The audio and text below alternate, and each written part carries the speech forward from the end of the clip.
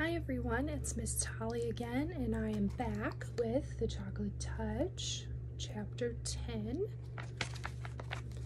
Where we left off was at the birthday party, and Susan and John were bobbing for apples, and it turned to chocolate. So let's see what's happening now. Chapter 10. Dragging along and thinking of all the dreadful things that had happened, John had walked about halfway home when he heard the cheery voice of his father. "Hello, hello," called Mr. Midas, crossing over from the other side of the street. He was on his way home from the station. "You left the party rather early, didn't you?" "What?"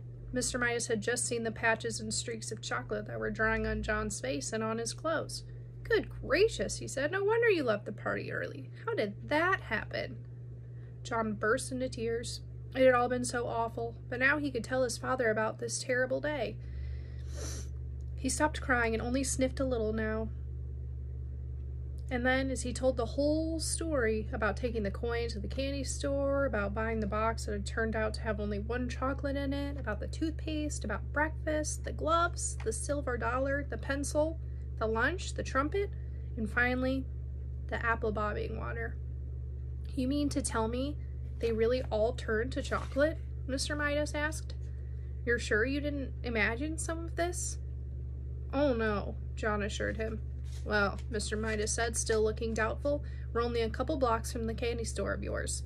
Not that I've ever noticed one there. Suppose we stroll over and ask the man whether his chocolates always do strange things to people." "It's on the next corner," John said, recognizing some of the houses on the side street. "Not the next house, not the next house.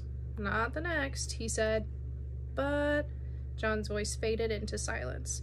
The corner where he had found the candy store was nothing now but an empty lot. Flat, open ground littered with a pile of rusty tin cans and broken bottles, around a splintering old sign saying, "For sale." Said Mr. Midas, frowning anxiously at John. "I think we'd better pay a visit to Dr. Cranium before we go home." "That's where the store was, though," John protested, beginning to cry again. He had shed more tears in that one day, it seems, and certainly eaten more chocolate than in all the other days of his life put together. "I know it was." Dr. Cranium was a busy man. As luck would have it, however, he was able to see Mr. Midas and John almost at once. "Well, well, well, well, well," said Dr. Cranium, "and how are we getting along now, John? Have we cut down on our candy, eh?" "How do you do?" John responded dully. "Apparently he's had a bad day, Dr. Cranium," Mr. Midas said. "Trouble at school, you know, and a little accident at a birthday party. What I'm worried about is that he keeps saying that everything he puts into his mouth turns to chocolate." "No more than a nursery fantasy, I'm sure," Dr. Cranium said to Mr. Midas. "Well, John," he went on, looking down with a smile, "suppose you tell me in your own words what the matter seems to be." "Everything I put into my mouth turns to chocolate," John explained. "Everything I eat and everything I drink changes into chocolate. I'm thirsty and I'm getting a pain, a bad one, I think." Dr. Cranium sighed patiently and invited John to open his mouth and say, "Ah." "Ah," John said. Dr. Cranium peered into John's mouth briefly and gave a low whistle of surprise. "This chocolate eating must simply stop." He went to a supply cabinet. "I don't think there's any time to be lost," he told Mr. Midas. "I'm going to give the boy some of my own special compound. Dr. Cranium's elixir, I call it. Never fails." Dr. Cranium selected a large bottle from one of the cabinet's crowded shelves. He removed the top from the bottle. He got a spoon from another shelf. He filled the spoon with an oily, greenish, yellowish medicine that had yellowish, reddish lights glinting in it.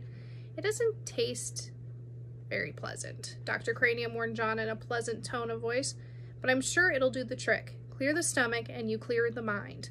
That's what I always say." Dr. Cranium offered John the brimful spoon. "Must I?" John asked his father. "I know it'll turn to chocolate." "Go on," Mr. Midas nodded encouragingly. "Drink it down." John took the spoon between his lips. The medicine turned to chocolate. The spoon turned to chocolate. John choked and spluttered, and chocolate syrup spurted from his mouth. Here's the picture.